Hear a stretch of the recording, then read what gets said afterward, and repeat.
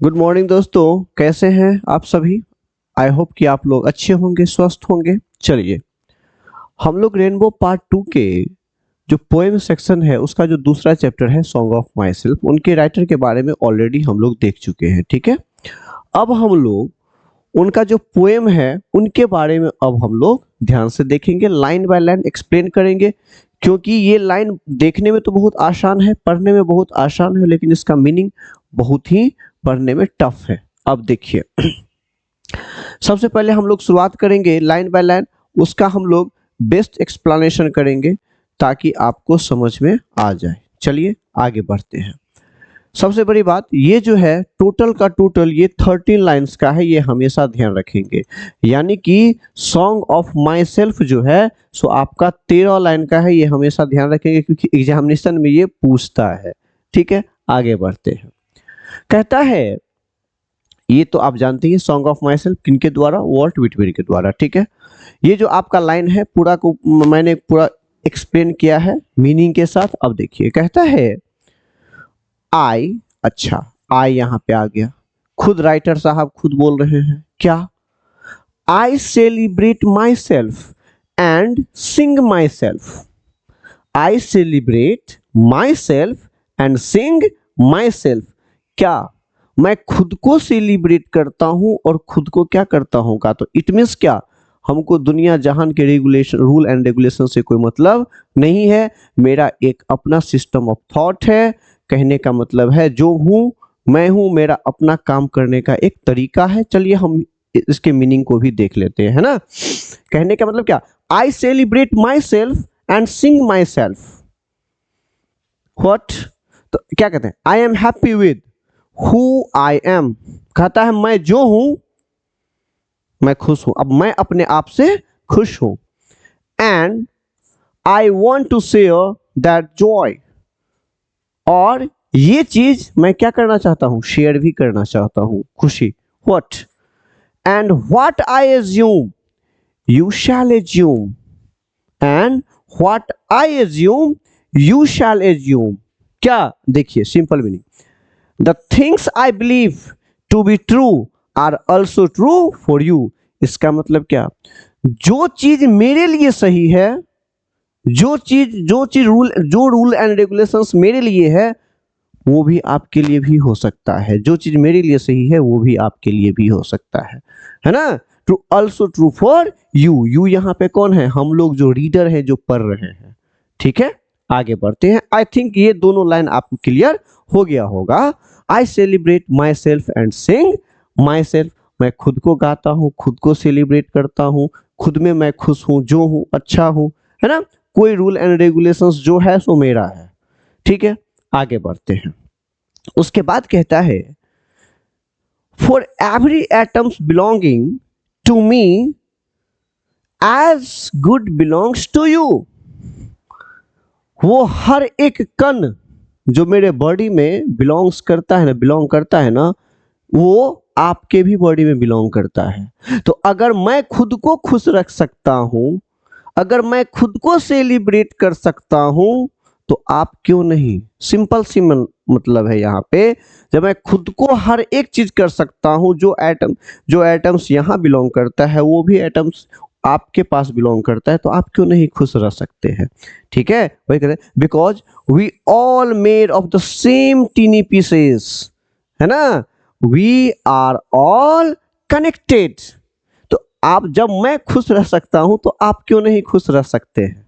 Simple सी meaning है, जो कण मेरे लिए है, जो चीज मेरे लिए है, सिंपल सी बात समझिए, वो आपके लिए क्यों नहीं हो सकता है। इसीलिए मैं खुद को सेलिब्रेट करता हूं, आप भी खुद को सेलिब्रेट कीजिए, दुनिया जहां से मतलब मत रखिए। सिंपल सी बात है। देखिए, तो इस 3 जो लाइन है यहाँ पे, इस 3 लाइन का जो कोर मीनिंग है सो मैं आपको समझाने की कोशिश करता हूं, द कोर मीनिंग। ठीक है, कहता है, in this lines Whitman is saying that there is no real difference between himself and the readers। कहता है मेरे में और रीडर्स में कोई डिफरेंसेस नहीं है। What? He believes that by celebrating his own life, वो जो खुद के जीवन को सेलिब्रेट करते हैं, उनका जो सेलिब्रेट करने का जो तरीका है, he is also celebrating yours because humanity shares the same physical and the spiritual stuffs। कहता है जो चीज हमारे पास है वो आपके भी पास है, तो व्हाई नॉट, क्यों नहीं सेलिब्रेट कर सकते हैं, क्यों नहीं खुश रख सकते हैं हम, है ना। जो एटम्स हमारे पास है वही एटम्स आपके पास है, वही बिलोंग करता है, सेम चीज, तो व्हाई नॉट, क्यों नहीं। खुद को सेलिब्रेट कीजिए, खुद को एंजॉय कीजिए, खुद का रूल रेगुलेशन बनाइए, सिंपल सी बात है ना। आगे बढ़ते हैं, चलिए, आई होप कि ये आपको क्लियर हुआ होगा।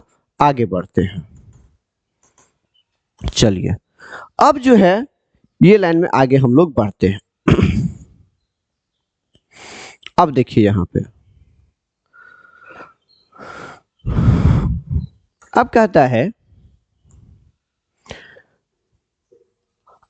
आई loaf and invite soul, I lean and loaf at my ease, observing a spear of summer grass।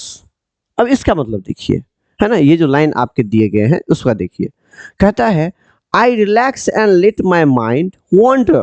कहता है मैं रिलैक्स हूँ और अपने माइंड को क्या करने देता हूँ, वॉन्डर, इधर उधर भटक, मतलब क्या, जो इसका मन करे वो करे, है ना। Comfortably watching a single blade of grass, मतलब जहां तहां, जहां मन वहां, मतलब कोई रिस्ट्रिक्शन नहीं है, कोई रिस्ट्रिक्शन नहीं है, कोई पाबंदियां नहीं है, ठीक है। आगे बढ़ते हैं। लोभ का मतलब होता है इधर उधर भटकना, वॉन्डर का भी वही मतलब है। आगे बढ़ते हैं, इसका जो नेक्स्ट लाइन है, इसलिए मैंने बोला इसको नेक्स्ट लाइन बाय लाइन पढ़ेंगे तब हमारे समझ में अच्छे से आएगा, ठीक है। उसके बाद कहता है माई टंग every atoms of my blood from this soil this air। क्या है, कहता है my voice and my whole body are made from the earth and the air around me। बस as it is, जैसे आपका वैसे ही मेरा। कहता है वो हर एक चीज, हमारा जो बॉडी का एक एक कतरा है, जो आपके पास वो मेरे पास है, जो मेरे पास है वो आपके पास, सिंपल सी बात है। Every tongues. आगे बढ़ते हैं, उसके बाद कहता है बॉर्न हेयर। ये लाइन बहुत ही अच्छा है। आगे देखिए कहता है क्या, इसका सारा का रीजन देते हैं, मैं ऐसा क्यों कहता हूं, आप खुद को सेलिब्रेट क्यों करते हैं, क्यों आपको करना चाहिए, वो देखिए। Born hair of parents, born hair from parents and the same and their parents the same. जैसे अब देखिए, जैसे मैं अपने पेरेंट्स से जन्म लिया हूँ, वो पेरेंट्स अपने पेरेंट्स से, जब यही यही चीज चलते आ रहा है, तो ऐसा क्यों नहीं। आप देखिए, ये इनसे, ये इनसे, और ये इनसे, ये इनसे, ये इनसे, ये इनसे, कहने का मतलब क्या, ये सीरीज जो है सो चलता है। कहता है I was born here just like my parents and grandparents before them. Simple सी बात है, सारा का सारा चीज वही है।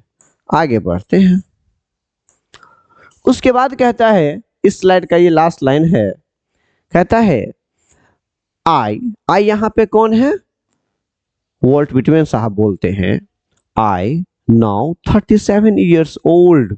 ये एग्जामिनेशन में पूछा गया है, जो उनका साल जो है तो कितना बताया जाता है, 37 ईयर्स ओल्ड। ये हमेशा ध्यान रखना, old. In the perfect health begin hoping to keys not till the death, जब तक मरेंगे नहीं, है ना। कहता है सिंपल लैंग्वेज में, at 37 year I am the starting this journey in a great health. कहता है मैंने ये सब करना जो स्टार्ट किया है 37 ईयर्स की एज में, और and I hope to keep this energy until very end. कहता है मैं ऐसा उम्मीद करता हूं कि जब तक हमारे शरीर में जान रहेगा, जब तक हमारे बॉडी में जान रहेगा, तब तक मैं ऐसा ही करता रहूंगा। मेरा अपना रूल होगा, मैं किसी के अगेंस्ट नहीं हूं, बट मेरा लाइफ का जीने का तरीका मेरा अपना है, ठीक है। आगे बढ़ते हैं, अब देखिए, अब जो आपका लास्ट का जो 3-4 लाइन है वो देखिए, ये बहुत ही अच्छा है, आपको समझ में भी अच्छे से आएगा। अब कहता है, अब यहाँ पे थोड़ा सा क्या है, कंट्रास्ट है, क्या है देखिए। अब वो क्या बोल रहे हैं, creeds and schools in the abeyances, है ना, अब देखिए, अब इसका मतलब क्या, kids and the schools in abeyances. अब इसका मतलब क्या, simple language, I am temporarily, है ना, setting aside my the religion and the beliefs what and everything I was taught in the classroom यानी कि schools, I am putting them on pause. जो भी हमारा रूल एंड रेगुलेशंस कहता है school में, जो सिखाया जाता है, जो भी हमें उपदेश दिया जाता है ना, वो सब एक साइड है ना। मैं ऐसा नहीं हूं जो मैं आपको मानने के लिए मना करता हूं, उस चीज को आप फॉलो मत कीजिए, है ना। लेकिन उनका क्या, मैंने टेम्परेली मतलब क्या, कुछ समय के लिए, परमानेंट नहीं, कुछ समय के लिए, सेटिंग असाइड, सबको क्या रख दीजिए, दूर रख दीजिए। एंड रिलीजियस जो बिलीफ है आपका, कुछ देर के लिए दूर कर लीजिए। जो भी आपको क्लासरूम में सिखाया जाता है, कुछ देर के लिए दूर कर लीजिए। जो भी रूल एंड रेगुलेशंस कहता है, कुछ मतलब खुद को जीना सीखिए, सिंपल सी बात है। ये लाइन कहने का मतलब क्या है, वो खुद को जीना सीखिए, जो खुद को हम कैसे जी सकते हैं, खुद से आगे हम कैसे बढ़ सकते हैं। ठीक है, आगे बढ़ते हैं। कुछ देर के लिए उसको पॉज करना है। उसके बाद कहता है ना, retiring back while suffice at what they are but never forgotten। हाँ, दोनों लाइन बोलती है, आपको भूलना भी नहीं है, आपको भूलना भी नहीं है वो चीज को, जो भी आपको रूल एंड रेगुलेशंस कहता है उसको भूलना ही, लेकिन कुछ देर के लिए, कुछ देर के लिए उसको साइड कर दीजिए, है ना। कहता है ना, retiring back of while suffice at what they are, जो भी है वो, बट नेवर फॉरगेटन, उसको भूलिए मत, है ना। वो बोल रहे हैं, मैं आपको भूलने के लिए नहीं बोल रहा हूं, लेकिन कुछ देर के लिए आप क्या हो जाइए, उससे साइड हो जाइए और अपने तरीका से सोचने को देखिए। उसके बाद आपके लाइफ में क्या इंपैक्ट आता है। कहता है दिस सिस्टम, ये जो हमारा सिस्टम है, हमारा सिस्टम क्या है, जो स्कूल है, वर्ल्ड है, रिलीजियस है, होल वर्ल्ड है, बुक है, रूल है, रेगुलेशंस है ना। कहते ये जो सिस्टम है ना, religion and the educations are fine, सही है, अपने जगह पे सही है। व्हाट दे आर, जो भी है सही है। एंड आई हैवंट फॉरगेटन, मैंने इसको भूला नहीं है, बट, लेकिन आपको बताया था ना, अगर हम बट यूज करेंगे तो बट के पहले अगर पॉजिटिव टोन होगा तो बट के बाद क्या होगा, निगेटिव टोन होगा, है ना। टोन की बात करते हैं, और बट के पहले अगर निगेटिव टोन है तो बट के बाद क्या होगा, पॉजिटिव टोन होगा। सिंपल सी बात है। अब बोलते हैं जो भी आपका स्कूल है, जो भी आपकी एजुकेशंस कहती है, जो भी आपकी रिलीजन कहती है, जो भी जिस रिलीजन से आप बिलोंग करते हो, वो ईच एंड एवरीथिंग सॉरी, वो हर एक चीज सही है, ठीक है। लेकिन कुछ देर के लिए सोच करके देखिए ना, कुछ देर के लिए उसको, लेकिन भूलिए मत, है ना। बोलते हैं वो सब सही है, मैं मतलब ये बोलते हैं वर्ल्ड विनर साहब, क्या मैं उसे भूला नहीं हूं, I haven't forgotten, but I am stepping away from them for a bit, कुछ पल के लिए, कुछ क्षण के लिए मैं उससे क्या जाना चाहता हूं, दूर जाना चाहता हूं। क्या, बिकॉज, क्योंकि they aren't enough to explain the whole world. कहता है वो जो आपका स्कूल्स है, जो आपका रिलीजन है ना, वो आपके लाइफ के लिए इनफ नहीं है, पूरे यानी कि आपको पूरा जीवन चलाने के लिए वो संभव नहीं है। कुछ न कुछ आपको अपने तरीका से सोचना होगा। चलिए आगे बढ़ते हैं, बहुत सुंदर लाइन है ना, आगे बढ़ते हैं। उसके बाद कहता है, आगे जो गिवन है, एक मिनट, हाँ, उसके बाद कहता है आई हार्बर फॉर गुड और bad, I permit to speak at every hazard, है ना।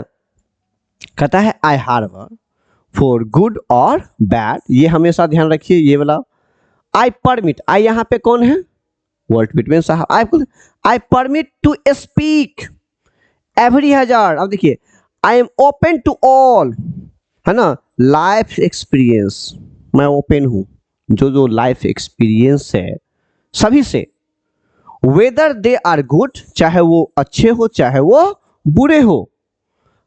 आई have decided to speak my mind and tell the truth, मैंने अपने माइंड को ये डिसाइड किया है करने के लिए, क्या, सही को बोलने के लिए, ठीक है।